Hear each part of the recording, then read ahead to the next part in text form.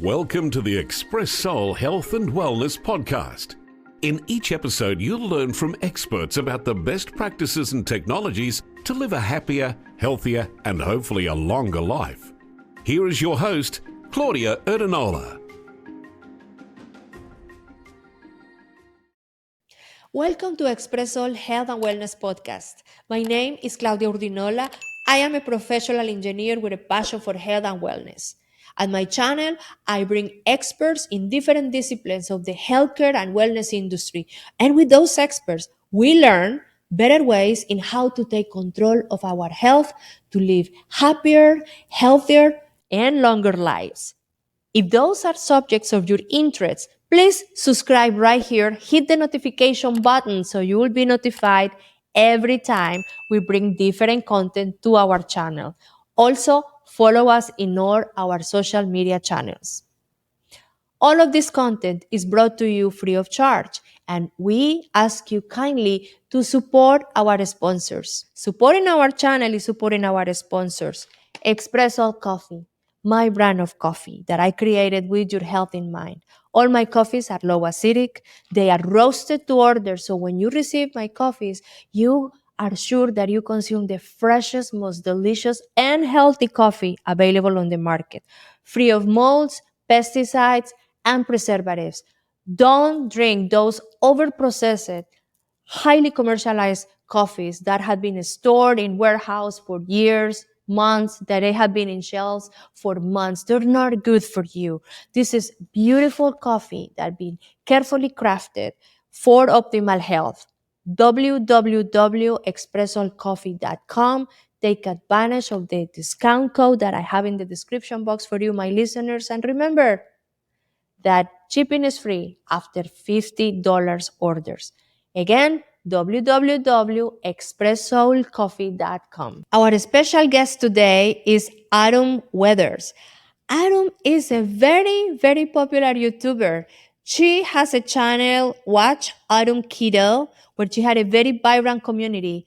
And since 2017, 2018, she has been consistently posting her journey to healthier life through the ketogenic principles, the keto diet, style of life. So today we're going to discuss with Autumn her amazing story and the way that her own transformation to be healthier, following the keto diet, inspired her to open and share those experiences with others. Today, her community is vibrant. They have a beautiful event they're hosting every year in Louisville, Kentucky. It's called KetoPa-Lou-za. So she's gonna tell us all about KetoPa-Lou-za, which this year will be in October, the first week in October, and Autumn is gonna tell us all about it. So here with us, Autumn Weathers. Welcome, Autumn, to our channel. How are you doing? I'm doing great. Thank you so much for having me today. It's so wonderful to have you here in my channel. I'm gonna meet you in person in the Low Carb for Better Health in few days from now. Yep. And that's gonna be awesome because we're gonna be, sharing a space there with awesome people who wanna learn about this keto diet, this style of life. Is as I decided to say it because it is. It's basically a whole thing that change your life for the better and for healthier.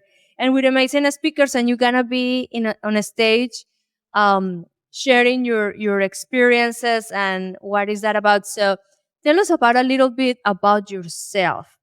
Let us know, where did you start? How all of this movement of Autumn Keto started with you?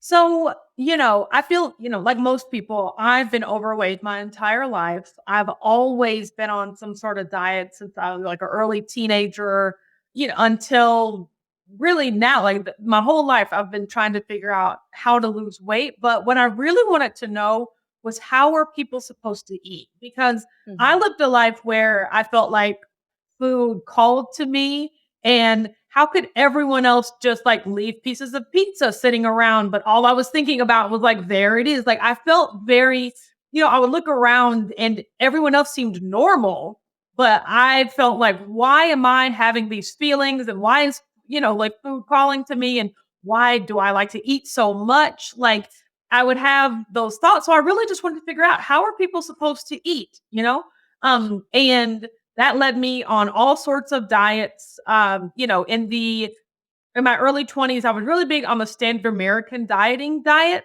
So like I said, I was at 1,500 calories a day, but really processed food. So I was eating 100-calorie packs of Oreos. I was eating lean cuisine pizzas, like juice smoothie, all the things, like the things that the industry tells us will help us lose weight, right? I wasn't really focused on food. I was focusing on counting numbers to fit into some sort of rule book, because like this would be what helped me lose weight, right?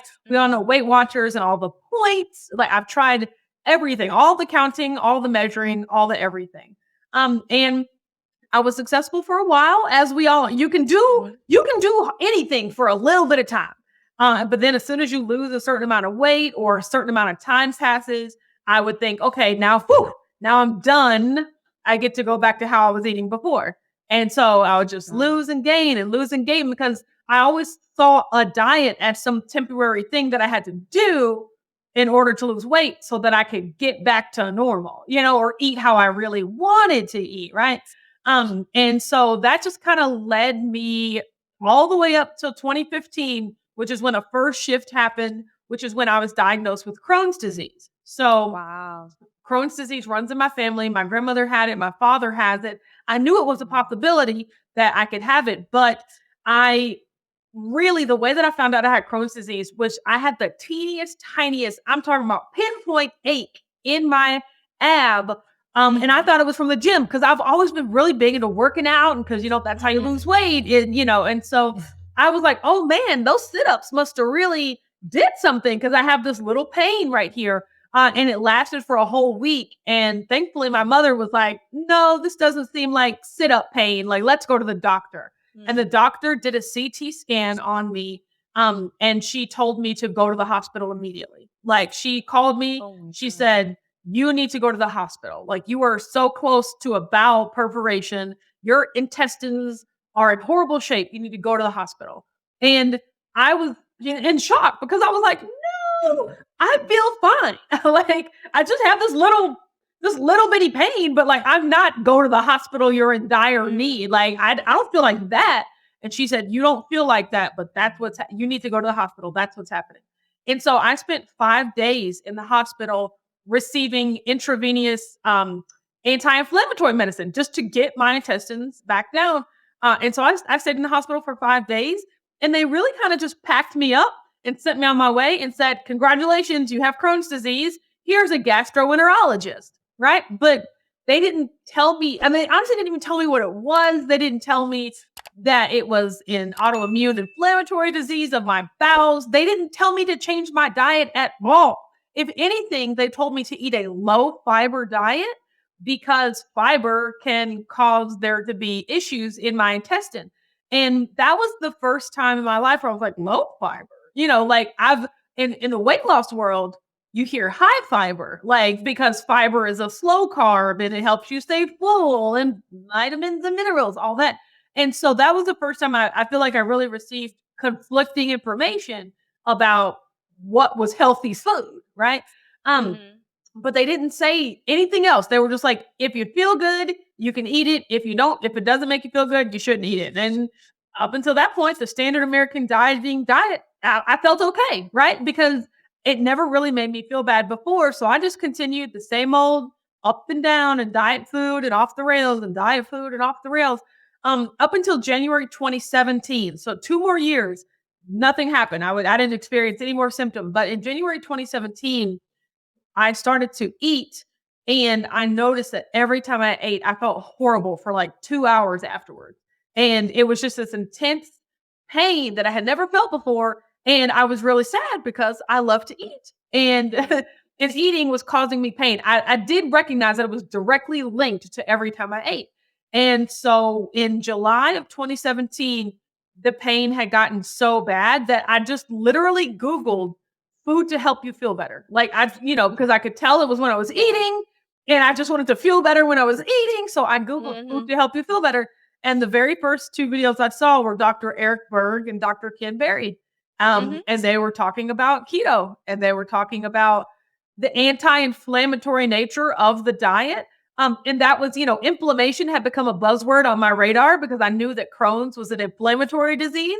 And so I was like, wow, I didn't know food could control inflammation, right? I didn't know that food could do anything. Up until that point, I knew that food could control how much you weighed. If you ate more, you weighed more. If you ate less, you weighed less. I didn't know food could control how you felt.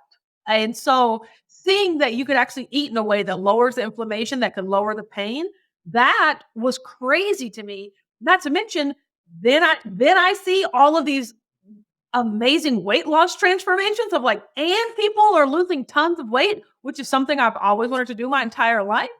And then I noticed what they were eating. And I was like, wait a minute, I love beef. I love bacon. I love cheese. I love eggs. These aren't lean cuisine pizzas. This is real food. And it Real looks food. real delicious. And so in September of 2017, I decided to give it a go. I was like, because I have nothing to lose. I literally have nothing to lose. Right.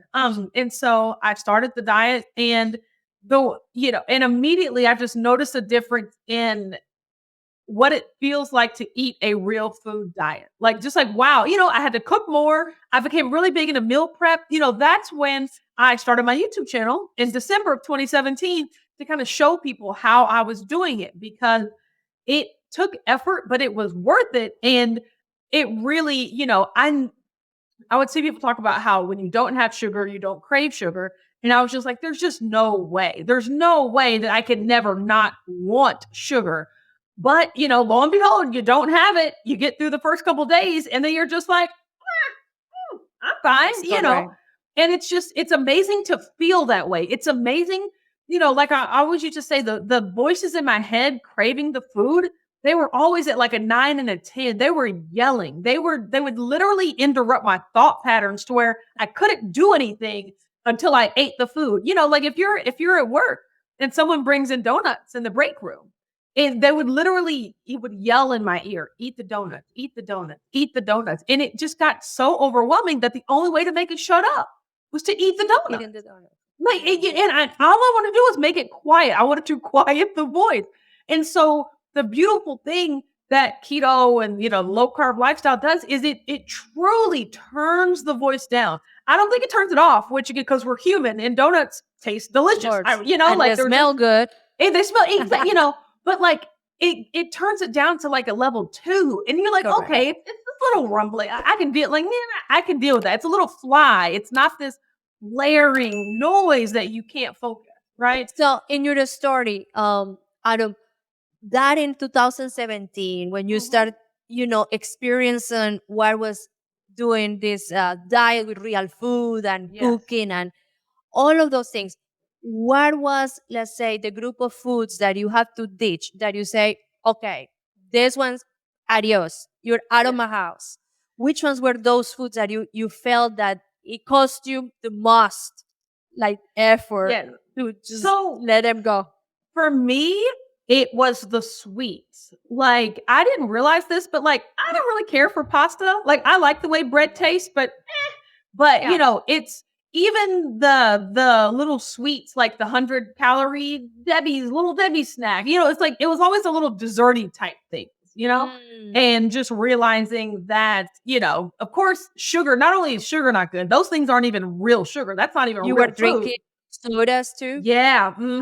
Drinking the calories. So, and just realizing it's the sweetness. And so just realizing that it's not helpful for me to continue to have those things. And just the more you have it, the more you do want it. And I knew that I didn't want to want it. I was like, I want to turn the voice down. I don't want it to be so loud, But yeah, it was actually easier than I thought to get rid of the carby type, the pastas and the rice and the bread, but it was the sweets where I was just like, ah. Now, let me ask you something else, because for people that are listening right now that are in tune with your story, say, that's me. I want really to start experiencing this real food thing. But, and here is my question to you. You were living with your husband. So that is starting to clean, let's say, the diet for replacing those old foods with better foods, real foods, like whole foods, instead of the processed foods. It was something that you were not doing only for you. You were doing it for him as well. So it was like the family was going through the cleansing. And I'm asking this because I often find these questions from normal people and say, oh, I would love to do it, but my kids eat so much cookies. And then they woke up at night and they are, going and I hear the noise and I wake up. What are you guys doing? Oh, we're eating ice cream. And then I crave the ice cream and I eat the ice cream. So I have these situations where I know these people really want to go into the program and get the benefits of losing the weight and, obviously reducing the inflammation is a big plus, but especially for losing the weight because they eat constantly what the kids eat.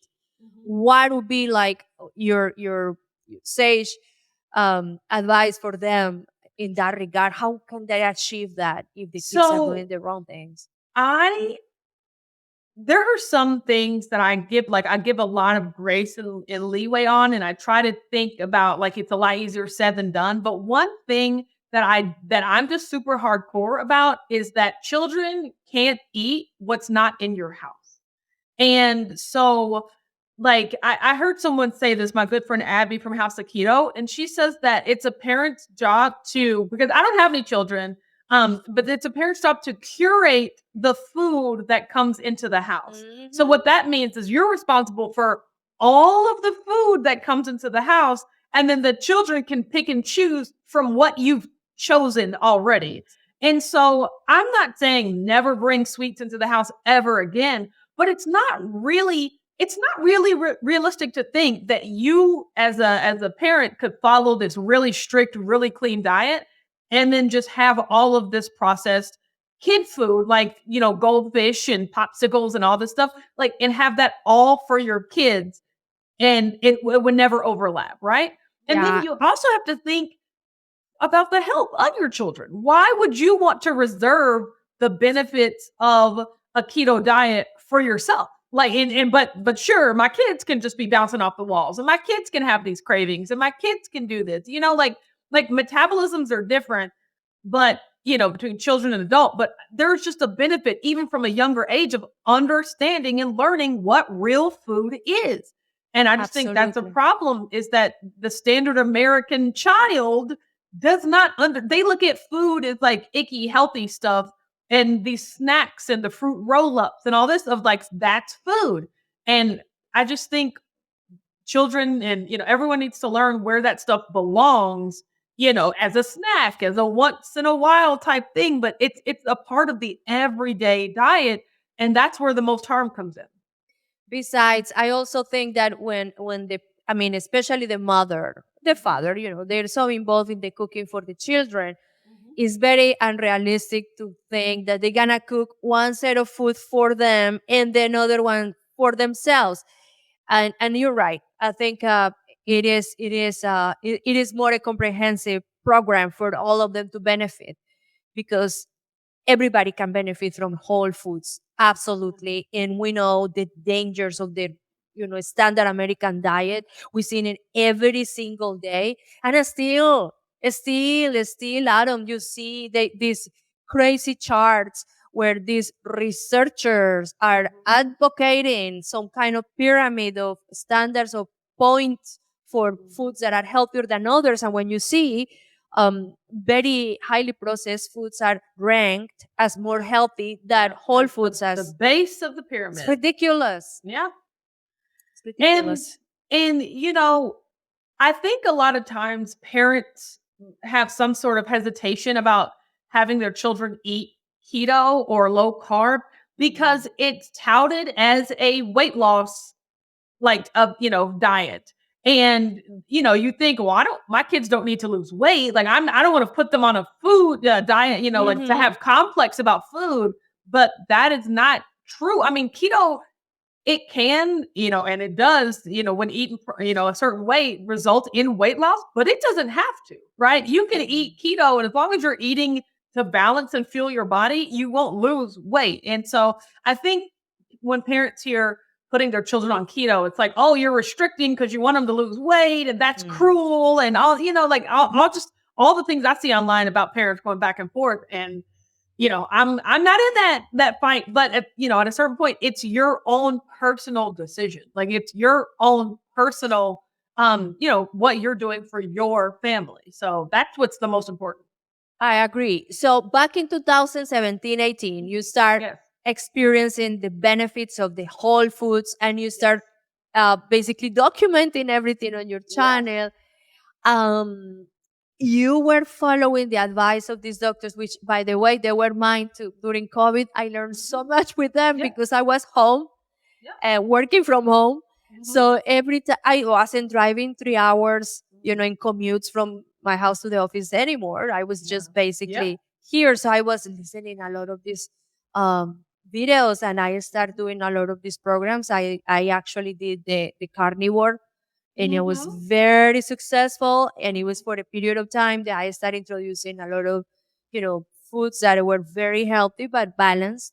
I don't lose weight anymore. I keep my weight balanced. My husband as well.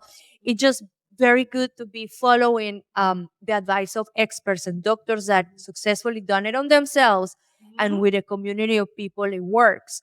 So what was your journey like when you start? What were your, like, in your body? What were the first changes that you start feeling when you start changing the diet?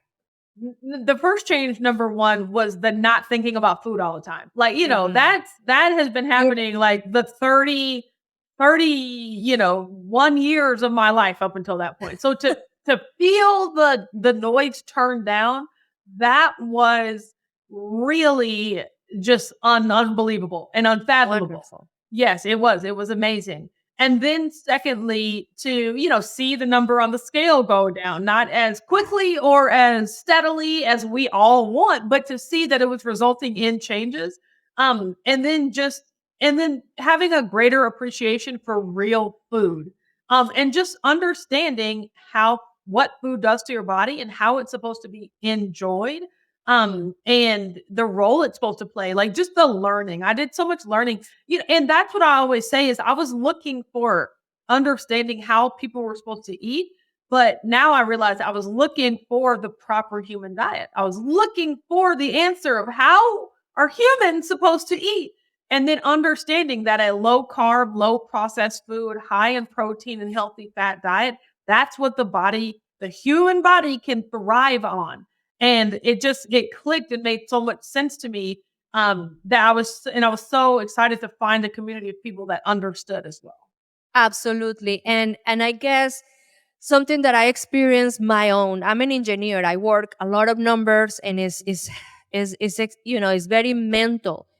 When I start doing the keto more on the carnivore side, the mind, the clarity, it was like, this is crazy. The mind was so clear. I was not having this, it was like a fog otherwise. No, I was clear. The level of energy, it was incredible. And I think this is a great benefit from the start.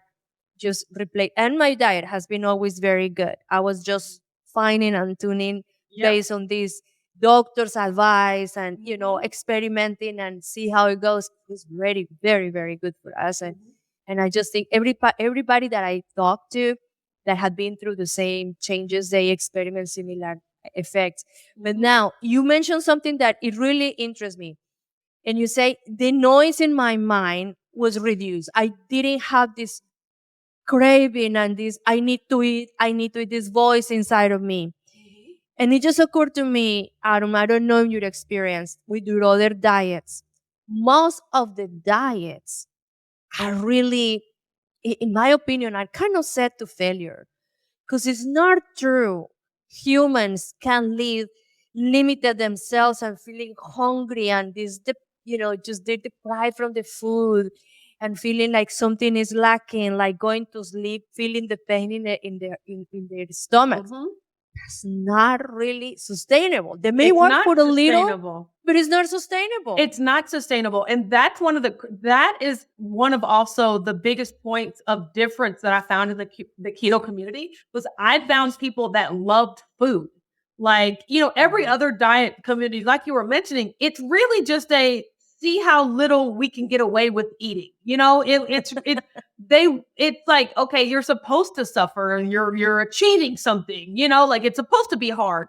Whereas with keto, the people that I was meeting, they're like, I love food. I love to eat. And as long as you eat the right things that keep you, comfortably full and like in not having, that's how you don't think of food is when your body is satisfied, when you're releasing the proper hormones to let you know, like you're hungry, you're done, and you can go on about your day. And just realizing that roller coaster of, underfeeding yourself, also not feeding yourself the right things to trigger the messages in your mind, the blood sugar dips, which causes your brain, to want more. It's just realizing that it's all happening on purpose. It's like, I'm not broken because I constantly want food. This is how the system was set up, And now that I know how to eat in a way that causes me to not crave it all the time, like it's just very enlightening. Like, wow, it wasn't me. That was another thing that I loved about keto was realizing like, there is nothing wrong with me. Of course, the human body is going to be addicted to sugar and all of these hyper palatable things, like that is human anatomy. There's nothing wrong with why we got to this place. But now that we know better, we've got to do better. Now, if we take all this information and knowledge and we still choose to eat in a way that is destructive to our body, that's a choice, right? Like, I just feel like the ignorant just, the shackles fell from my eye and I was like, okay, now I understand. Now what I'm going to do with this information, that's up to me. That is true. So, we see so much misinformation in media and people get, I'll say they are so much in need to find answers that if they connect with someone on these, channels, they go for it. And sometimes they don't do enough due diligence. And we see some, and then they demonize other people doing something else. For example, I really think lately, I noticed a lot of campaigns demonizing the animal proteins, and that is sad. Now the new noise that we're listening is you don't have to eat animals. We don't want to this is and let's climate create change. this thing. Let's eat the fake animal. Yeah, let's create this thing in a lab that's better for the planet, better for the and it's a shame. And it's just it's dumbfounding. Like I'm just like, and it's so loud that I was just like, I try to affect change in my life and the people that I can talk to every day because, when you have $1 billion budgets and you have the messaging perfectly crafted to speak to the people, it's like, wow, it's diabolical. It's criminal if you ask me. So I just got to step away. Yeah, it is. And you see where this thing is going little by little. They start showing, and then, data, no, you shouldn't be eating animals or whatever.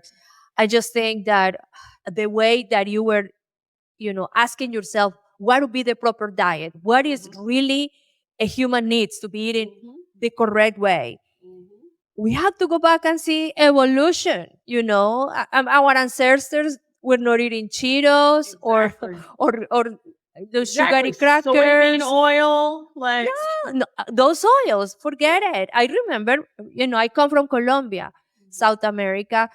We eat everything out of an animal there. Everything. We respect the life of that animal that is giving us sustenance. So it's from nose to tail, entire thing. I mean, we have used even for the skins, for everything. Yeah. But what I'm saying is, I remember my grandmothers and my mom, they were cooking in lard, in tallow. Yeah. Oh, today we're cooking in tallow, like it's the big thing. That's how hundreds of years our ancestors were eating. Exactly. And honestly, like 60, 70 years ago, like people don't realize how recent the agricultural industrial revolution was. Even our grandparents used lard, like, and it's just now, even in our lifetime, starting in the 60s and 70s, that's when this fake stuff used to be on the market. And even back in the day when McDonald's was like frying actual potatoes and actual oil, it's like, okay, that's fast food to a certain extent. But today there's science experiments. It's like potatoes dipped in these preservatives, fried in these super addictive oil, like, plastic oil. It's just like, it's not even food anymore, No. And Our bodies don't know what to do with that thing. They don't know. They don't literally know. think it's poison. And here's what I'll tell you. When I learned that inflammation is caused by the immune response to, what your body is eating, because it literally doesn't know what it is and it thinks it's poison and it's trying to help you by attacking it, and just understanding like, wow, and I explain it to people like this.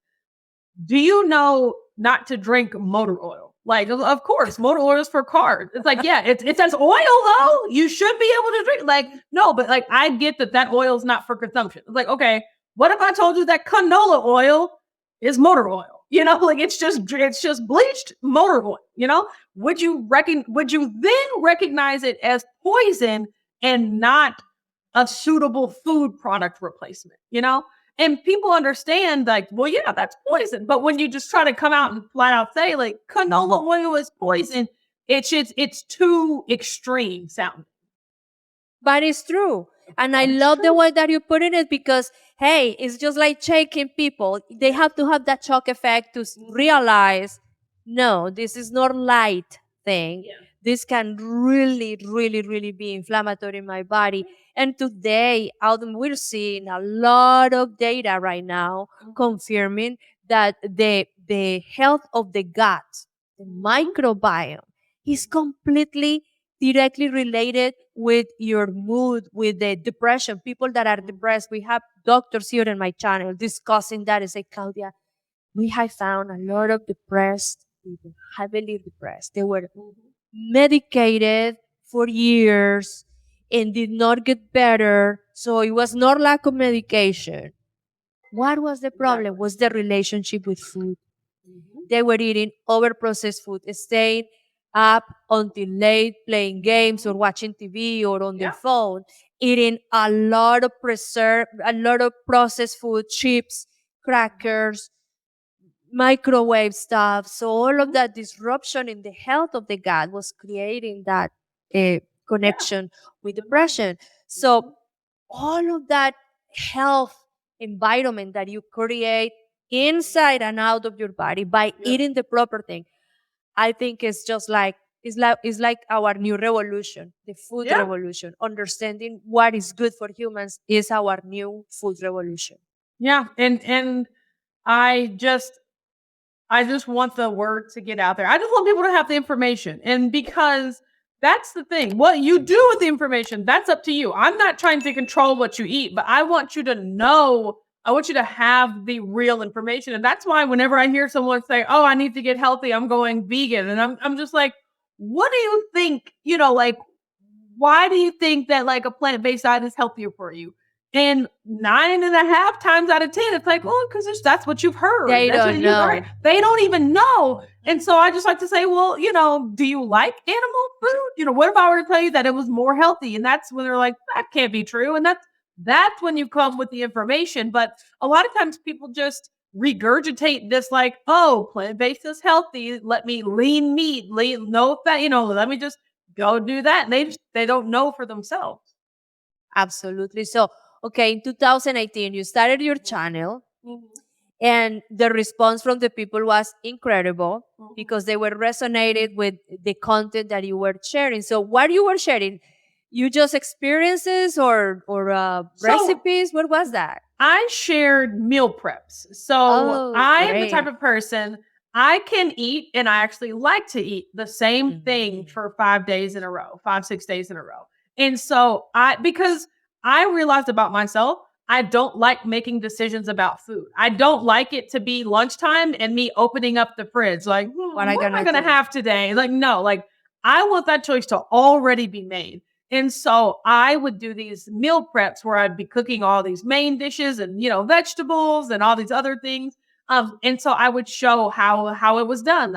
And I used to meal prep on Sunday. So I would, make all my food. I would show how it was done and then how it was separated into the 5 or 6 containers. And I would, release them on Tuesdays, the videos on Tuesdays and Wednesdays. Then I started doing what I eat Wednesdays. So basically just showing the result of like, I meal prepped all this stuff. This is actually what I eat in the day, just to show how much it is, what it is, where it comes from, is just to really show what everyday life looks like living the keto diet. This episode is brought to you by Expressoul Coffee. Expressoul Coffee is my brand of coffee, and I created this coffee with your health in mind. Expressoul Coffee is a low acidic coffee, come from the mountains of South America and Central America, where the high altitudes on volcanic soils loaded with rich nutrients and antioxidants. And the way that those nutrients and antioxidants are available to you is by taking care of the plants, taking care of the soils, the waters, the birds, all of the ecosystem. So what we do is ensuring that our relationship with the small farmers who take care of those plants in the way that I just described is better, because every single bean in our Expressoul coffee contains the amazing nutrients that are good for your health. Sana is our brand that is organic, is USDA 100% organic, certified. So it's just a beautiful coffee with chocolate notes, very deep flavors, aromatic, and the best is low acidic, good for you. I have also Alma, which is my Colombian gourmet. This is a beautiful coffee that comes from the high altitude mountains at north of the country. And here I have my house blend that is Activate. Activate is a wonderful coffee for those that needs that extra kick for the daily activities, that probably had a very active life. This is the coffee for you. All of my coffees are available in the convenience of the coffee pots, and the coffee pots are 100% recyclable. So this is beautiful. Go and visit my website, www.expressoulcoffee.com. Order our coffees now. And remember, I have in the description box a good discount, an amazing discount for you, my listeners. So go to www.expressoulcoffee.com. Order our healthy coffees right now. Beautiful. So what about the results on the weight loss? You were sharing those too. Yes, I would do a monthly weigh-in. And I did that maybe for like the first 2 or 3 years. I'm going to be honest. I have really, really moved away from weight loss motivation. Just because there's so much mentally that goes into like not losing weight, but deciding to change your life and your health.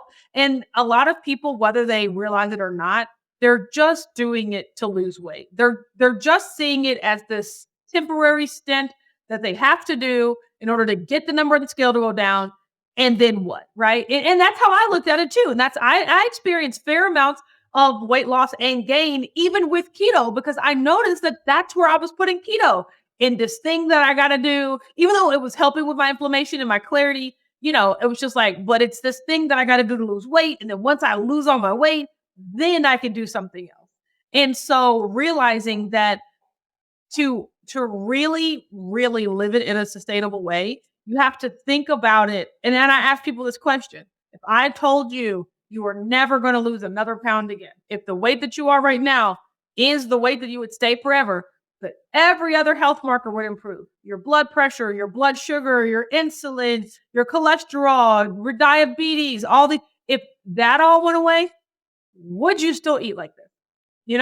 And absolutely. a lot of times it's just like, man, I want to lose weight. It's like, no, take that off the table. Take it off like that. Would you still eat like this? And sometimes the answer is like, no, I want to lose weight. All that other stuff is nice, but I would try to go after a diet that helped me lose weight, Yes. And when you're in that mindset, you're always going to be searching for the thing, the temporary thing that you have to suffer through in order to get the result. So I stopped weighing myself. I stopped talking about my weight. Now, here's the thing. I weigh myself every single day, like currently. But it's really as a data point. Like you said, you were an engineer. Like I love having the data. Me too. But I'm completely desensitized to it. Like it means nothing. I can step on the scale and the weight can be up and I don't think anything of it. I'm just like, okay, got my check, write this down, see you tomorrow. Like, I don't think, oh no, that means I must eat less today. Or, and then if I step on the scale and the weight goes down, I'm not like, yes, I'm rewarded for doing something. Let me try to speed it up. Like it doesn't affect what I plan to do at all. And if you can get to that place, then sure, you can weigh yourself. But a lot of times that's not the general consensus. It's, somebody stepping on the scale and the number being up, that is enough to wreck their whole day. Well, why am I doing any of this? What's this for? I was so good yesterday, but why am I up? It just starts this spiral that ends into, well, none of this must matter. So, and it's very unhealthy because mentally unhealthy because when people start seeing the yo-yo effect, it start creating, insecurities like, this is me, I'm never gonna get to that point. I really want to look this way. Exactly. I see this girl, I really want to look like, it's always a benchmark, a comparison with someone else.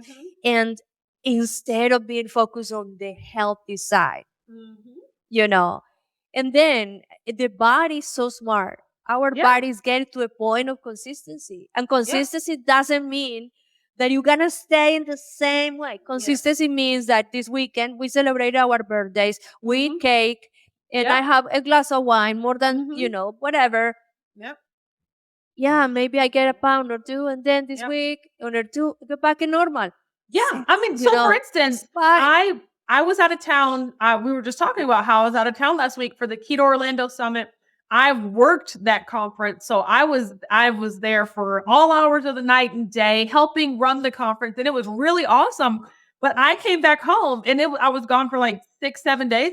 I came home 7 pounds heavier than I did just because I didn't have my scale. I can't control what I'm eating. I try to do the best I can, but we're eating at restaurants. I don't know. Different hours, different hours, different bed, different quality of sleep. Like there's so many variables. And I just looked at my weight. I was like, okay, record it and move on. I have my meal prep. We went right back. I cooked the food that I planned to eat. That'll all be gone in a week. Like just because, like you said, the body just balances back out, right?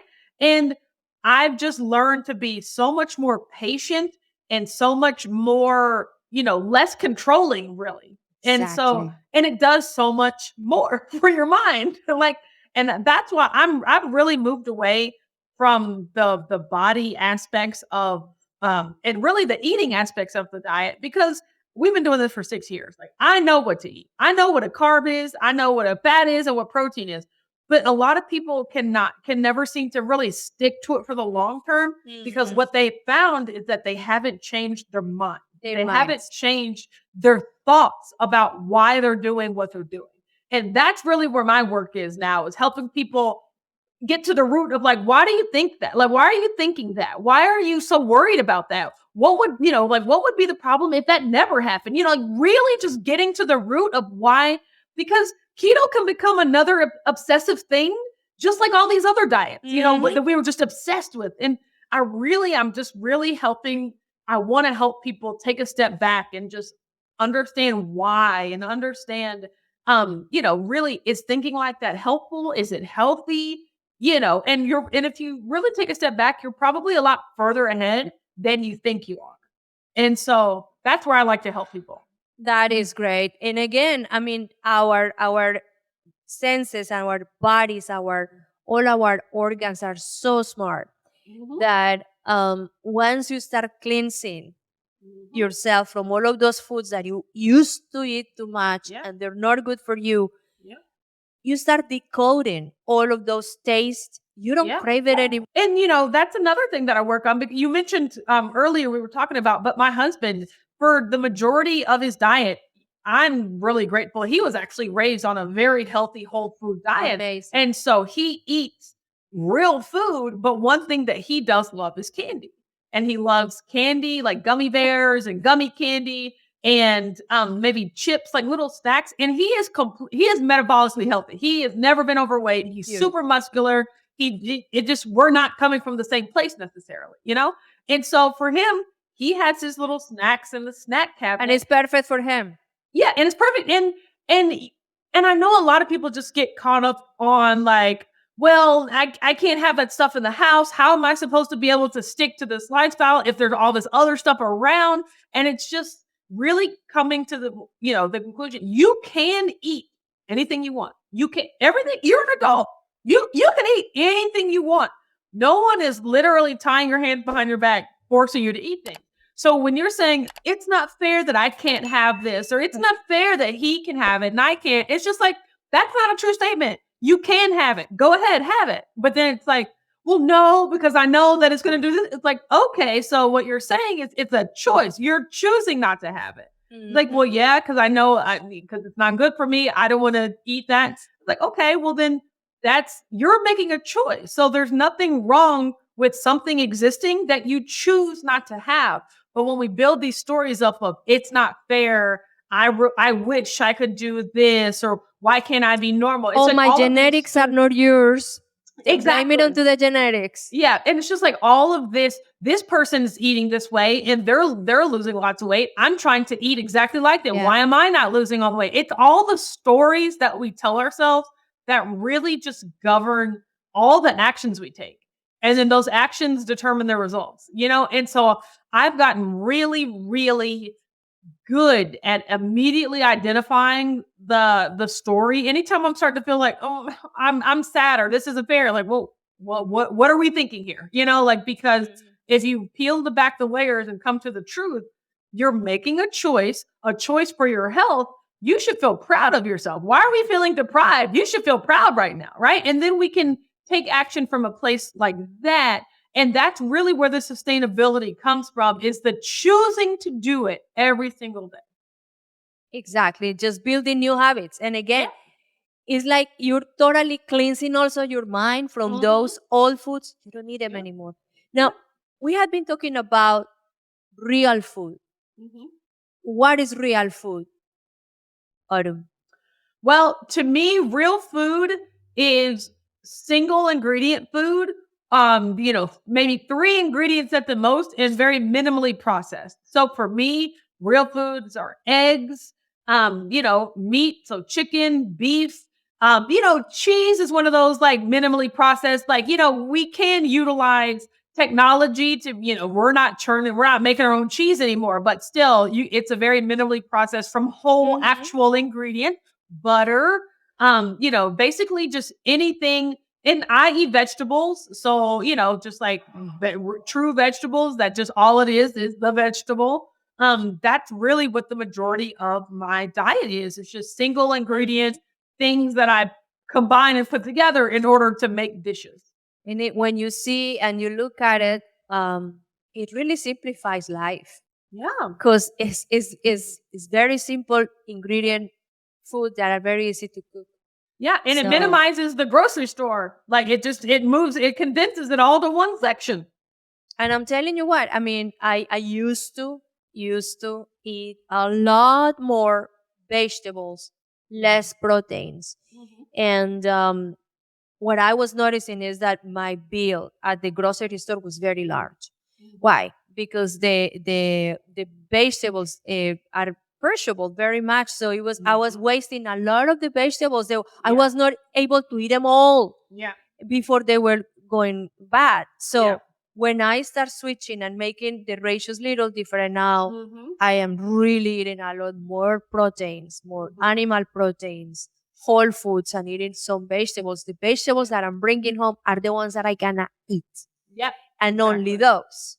So it's not this amount of stuff that at the end, oh my God, it's getting bad. I'm wasting my money here. Yeah. So it's a little adjustment and it's very good for the budget, a lot better, in my opinion. It's just that you really take advantage of your grocery list and eat everything. So that's and that's the number one tip. So the most popular video on my YouTube channel is 4 tips for success on keto.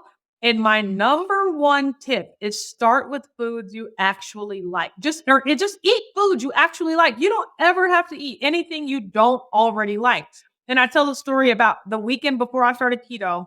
I looked at all these grocery lists and I printed off all these things, and I went to Sam's Club and I spent $400 on all this stuff that I ended up not eating and wasting most of it. And it took me, I always say my secret keto shame, I don't like avocados. Why? But I was like, oh, you should eat avocados on keto. So I just bought tons and tons, and I didn't eat them because I don't like them. And they just all went to waste. And so one of the things that I always tell people, there are so many on the internet, there are so many keto food lists. I guarantee you there are 10 foods on there that you like right now. Hamburger, hot dog, cheese, eggs. There are things on there that you like. Circle those. Only buy those. You don't have to try another new food ever. You can if you want to, but you don't have to. And so really just start with and stick to the food you actually like. And that's also a reason I don't make meal preps anymore, because they're so boring. It's just chicken, vegetables, beef, butter. I mean, it's the same 6 things, And I really just got into a groove of, this is what I like to eat. This is how I eat. And you can find that for yourself, and it can look different for everyone. Absolutely. So you mentioned eat the foods that you like. That's the first tip. What are the other 3? So the other 3, if I can remember, the second one is try to go a certain number of days in a row. Maybe I said 90 days, but whatever amount of days it is, it's just to prove to yourself that you can stick to something. Because how many of us on Monday, we were like, I got this diet, I'm starting this new thing, I'm on a roll. And then Friday evening gets here, the weekend comes, and you're just like, oh, everything out the window, I'll start again on Monday, And so one of the hardest things for me was always the weekend. I was one of those 5 on, 2 off type people. And I was committed to showing myself that I could do something different. And so I work from home. And during the week, I could eat keto just fine. I had my meal prep. I knew exactly what I wanted to eat at what time. So I thought, why is it so much more difficult on the weekend? And the answer is, it's not. We just make it more difficult. One of the things is we're out of our routine, but that's not, that is not a big enough excuse. But for me, I was so committed to getting through a Saturday eating on plan that I pretended it was a work day. I literally sat at my work computer. Now, granted, I was scrolling the internet. I was reading a book, but I was pretending it was a work day, because my thought was, if I'm never hungry until 11 o'clock Monday through Friday, why am I hungry at 8:30 on Saturday? I'm not. I'm just simply not. So really pretending that I was at a work day that first weekend put my body and my mind into perspective of just oh, I can do this, right? And once I got through Saturday and Sunday, I was right back to Monday. And Monday is perfect. I know how to deal with Monday. And so really just proving to myself that I can get through a weekend, that just did so much for my confidence and for letting me know that I am able, I don't have to fall off the wagon every weekend. That doesn't have to be who I am. That was a huge milestone for me. Wow. And what are the other ones? The other keys to success in keto? I don't remember the third one, but I do remember that the fourth one is find a community. Just find people that are doing it too, because in your real life, support in your real life, you might be the only person that eats like this, and it can cause you to feel isolated and alone, and you're the weird one. And why are you ordering a bunless burger? That's not normal, right? So finding people who it is normal to, and who they know exactly what you're going through, and exactly, that is their normal as well. I can't undervalue how important that is. And so that was the fourth tip. This makes sense. And I see a lot of advertisement in other programs where they really want now to do the weight loss program for the couple because it's the support system. It's not feeling what you're saying, isolated. And I'm not, I'm, when I'm coming to visit my family, I'm the weird one. You know, they make faces when they put my plate. Oh, true. She doesn't eat carbs. And then they take everything from your plate.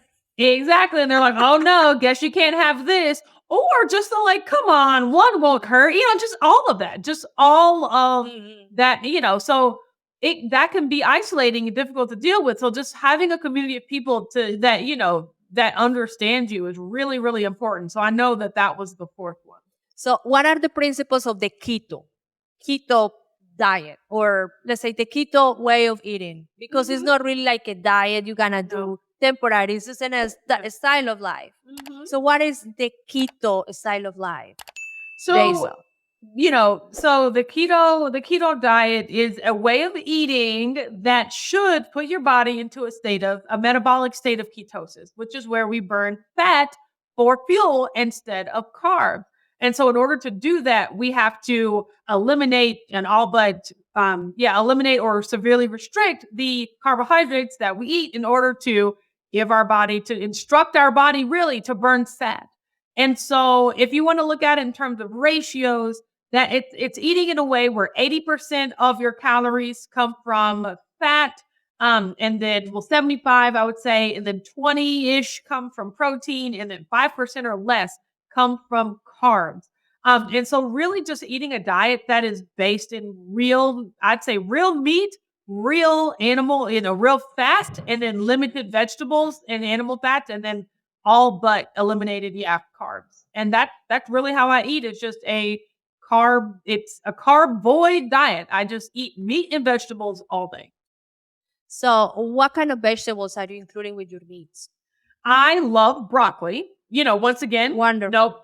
Nobody forces me to love broccoli. I love it. And if you don't love broccoli, you never have to eat it. Like, you know, it's not like, well, I can't do keto because I guess I don't like broccoli. It's like, no, you pick the ones that you actually like. So I love broccoli, and I also love green beans. And so those are the vegetables. And I just, I buy the microwave in a bag version, and then I'll just steam those, and then I'll just throw them back in the microwave with a tablespoon or two of butter.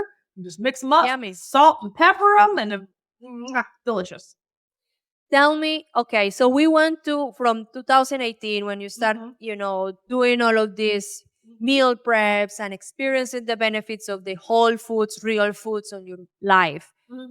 Tell me about the Crohn's. What happened? So I still have, I have Crohn's disease, and in 2019, it got to a point where I did need to have surgery. Even with my dietary changes, my doctor told me, even when I went into the hospital in 2015, they told me that I had a colonoscopy, the extent to which my intestines were damaged, it looked like that had been happening for over the course of 5 years. Long time. And I was completely asymptomatic, but that damage was happening. So in 2019, I did have to have 40 centimeters of my small intestine removed. But I got through that, surgery and everything great. And, ever since then, I have not experienced any pain. I do take medication, but, eating the keto, inflammatory lifestyle, once they took the bad part out, now that I can start from scratch with like fresh intestines, like now that I can get all the other stuff out, so I have, severely slowed and if not, halted the progress of my disease based on my diet. So imagine for those listening out there, learning from your experiences and if they adopt a style of life, a keto, let's say, what is a lot healthier for them, is healthier foods, proper human diet, as we mentioned it here, how many conditions they can be preventing, in the future, just by giving the body what it really needs, making it an optimal level of functioning, just by the way you're eating yourself, you're consuming the foods and providing your cells, your organs with every single food that it really matters to them. That's really That's how I look at eating. When I'm eating, I'm giving my body the tools that it needs to keep me alive. Like my body knows exactly what to do. I imagine like little people in there just like boop, breaking it down. Like, oh, I'll take that and I'll carry that here. Your body knows how to do that when you give it the food. When you're eating all this processed junk, it's just imagine showing up with tools and you're like, I can't do anything with this. Like, I don't know what to do with this. So your body honestly just stuffs it inside all the fat cells. They're like, I don't know what to do with this, but if we keep it here, it's going to kill you. So I'm just going to put it inside the fat cells. And so really just understanding the purpose of eating, like giving your food, giving your body the materials it needs to keep you alive. This is amazing. It's the greatest story, Adam. Thank you for sharing. So since then, you have been growing your community on YouTube like poof, exponentially. People really responded to your message, really get into the wagon of this, wellness and healthier style of life. That's great. Just imagine how many thousands of people you have helped through your message on YouTube. This is great. Yes. And so that I've taken it. One of the proudest things I've done is taking that connection from online and moving it offline into real life. And so I used to go live on my YouTube channel all the time. And so all of my subscribers, they would know what was going on in my everyday life because I would go live essentially every day. And so one day, I live in Louisville, Kentucky. I'm very proud. I love living in Louisville, Kentucky. But I didn't know a lot of keto people in Louisville. And one day I saw on Instagram, there was a keto meetup happening in Louisville. And it was from a person I didn't even know. And I'm like, how do I not know this person? But I was so excited. And I kept telling my community on my YouTube lives, oh my gosh, there's a keto meetup. It's happening in a month. Oh my gosh, there's a keto meetup. It's happening in 2 weeks. OMG, the meetup's next week. We were kind of counting down. We're counting down. So I went to the meetup. I went with my mother because she was keto. She's keto too. So she's very beautiful. I see her on the videos. Thank you. And so we went to the meetup and it was really nice, but it didn't help us meet anyone. It was very like me and my mom, we just sat together at the bar because we walked in and it just kind of looked like everyone knew each other. And we were just like, we don't know anybody here. We don't know, feel necessarily like we belong. So we sat at the bar of the restaurant and we just ate our little snacks and we watched people have a good time and we kind of left not knowing anybody. And we were bummed about that. And so, but of course, the next day on my live, that's what everyone was asking. How was the meetup? How did it go? Did you make any friends? How was it? And so I just was kind of telling them like a heartfelt, like, I'm kind of bummed because I didn't meet anybody. And, I started to say things like, well, because if I had a meetup, I would make it so that everyone had to talk to each other. And if I had a meetup, I would make it a place where everybody felt welcome. And if I had a meetup, I was just kind of saying this thing. And everyone in my comments was like, oh my gosh, Autumn, you should host a meetup. And I was just like, no, that's crazy. And they were like, yeah, if you hosted a meetup, we would come to it. And I was just like, there's no way, you guys, like, that's crazy. But they were like, no, you should do it. And we would come. We want to come to a meetup like that. And I just thought the idea was crazy for the longest time. But then I started to look like, well, you know what? If I were to host a meetup, what would that look like? Let me contact a hotel. Like, I just started thinking, like, how hard would that be to put together? Oddly enough, not as difficult as I thought. So I was just like, wait a minute, I can just reserve this conference room? I don't, and so it was a lot easier than I thought it would be. So that's how KetoPa-Lou-za, that's how my conference was born, was just as a meetup for my YouTube friends and family. What year? That was your starting with KetoPa-Lou-za. So the first KetoPa-Lou-za was supposed to be in May 2020. And that did not happen because everything shut down in March. And so I was like, oh no, guys, we can't have it. And it was getting moved to like September, October. And I was like, hey, do we just want to cancel this? And they were like, no, we don't want to cancel. We want to come. We want to meet each other. So the very first KetoPa-Lou-za happened at a hotel in downtown Louisville. Like September of 2020. So we all had on masks. We were all like social distancing. We were like, I love you. I can't touch you, but at least we could be together. And there were 30 people there. And it was just it was such a great event. And it was just so awesome.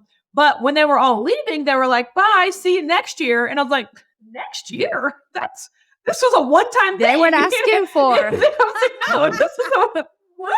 And so, I ends up, they wanted to come back. And so I was like, I can open it to more people. So the first KetoPa-Lou-za had 30 people. The next year we had 100 people. And that's when we had speakers. And that's when I met Dr. Berry in real life. And he's the reason I got the keto. He's the reason I changed my whole life and was able to meet these people. But now he's coming to my event. It was just this crazy full circle moment. Beautiful. And the year 2, we had 200 or 100 people. Last year, we grew out of the hotel that we were at. For the first 2 years, we had to go to an even bigger hotel. Last year, we had 200 people. And this year, coming up in October, the goal is 300, and we are well on our way there. And so we keep inching toward that number every single day. And I'm just so grateful, and I'm so excited and proud of what I've been able to create. And I just, I love saying it's KetoPa-Lou-za, as in Louisville, Kentucky. And Louisville, Kentucky is a lot closer to places than you would think.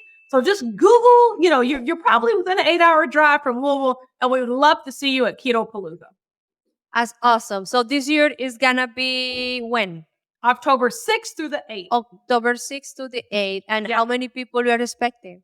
300. That we're capping it at 300. So that's the thing. This is the year we're going to sell out. And once again, I want to keep it at a small number because I want to keep that atmosphere. People call KetoPa-Lou-za like the keto family reunion. It's a place where you can go, you can know everybody, or you can meet people and look them in the eye and say, I'm so glad you're here. This is where you belong. And so I don't want it to get to like a big, huge conference where I can't talk to everyone. That's the opposite of what I want. So I'm cutting it off at 300, and we're going to reach that 300. So don't let it sell out on you. No. So do you have speakers this year? Who they are? Yes. So I have 7 speakers. Once again, the amazing Dr. Barry. Yep. He's going to be there again. Joe and Rachel Stauffer from Two Crazy Ketos are going to be there. Let me see. Dr. Ryan P. Lowry from Ketogenic.com is going to be there. Dr. Boz will be there. Kim Howerton will be there. Maria Emmerich will be there. I'm so grateful. And Dr. Tony Hampton is going to be there. So yeah, it's an amazing speaker lineup. That's amazing. Yeah. And I love Louisville. I used to go there a lot to the Amish country. Had a lot of dealings with the Amish because I had my farm outside of Nashville for many years. So I love that area. So it sounds like a lot of fun.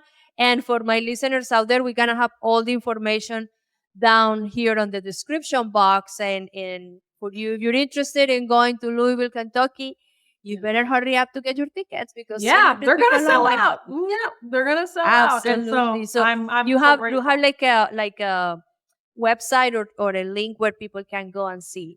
Yes, it's KetoPa-Lou-za.com. So it's keto and then P-A and then L-O-U like Louisville, Lou-Z-A.com, KetoPa-Lou-za.com.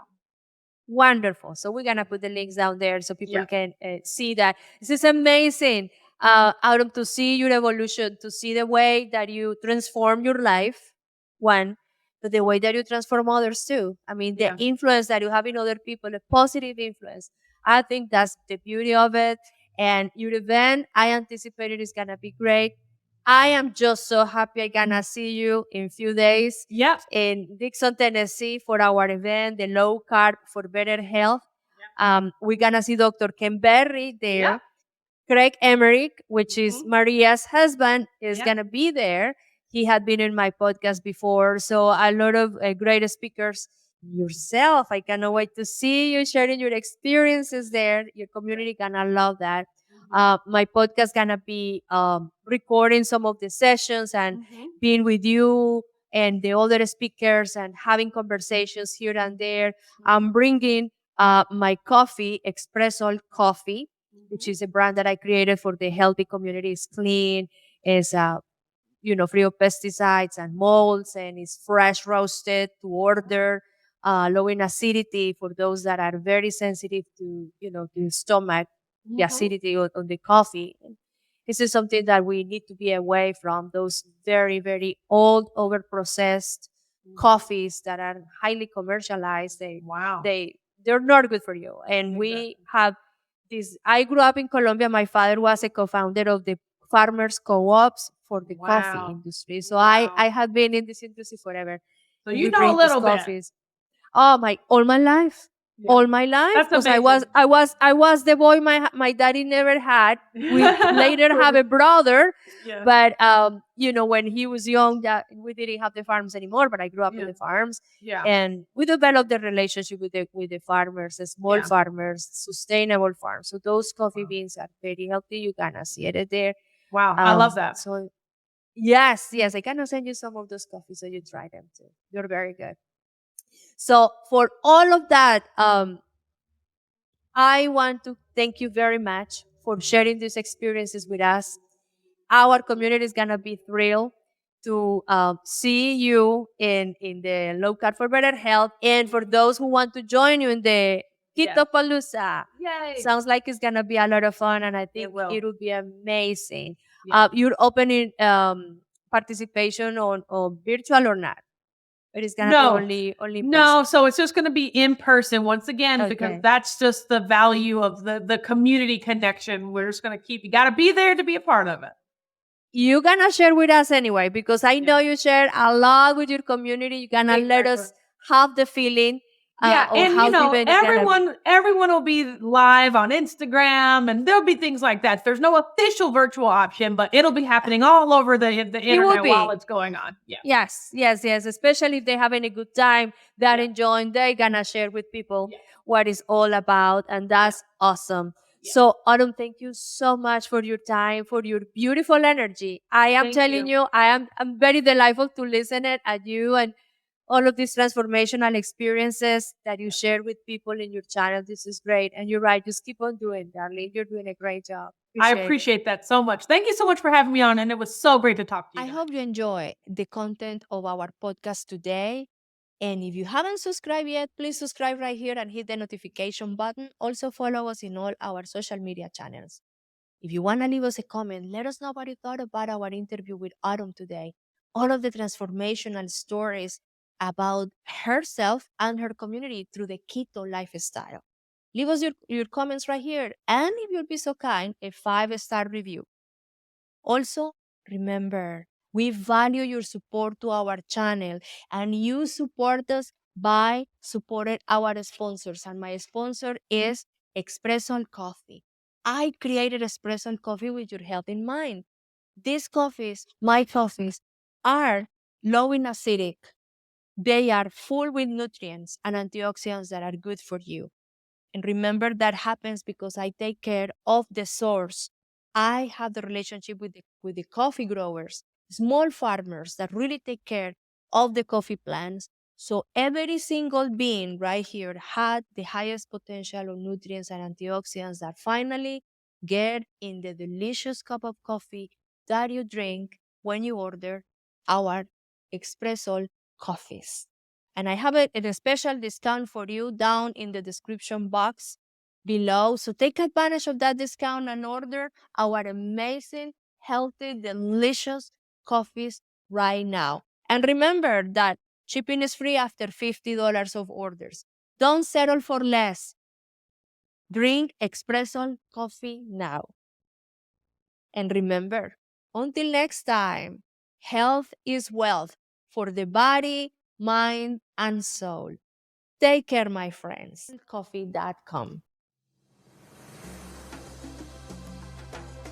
Thank you very much for listening. And if you like the information that we shared with you today, please subscribe to the Expressoul Health and Wellness podcast and follow us in the social media outlets of your choice. Until next time, please remember, health is wealth for the body, mind, and soul.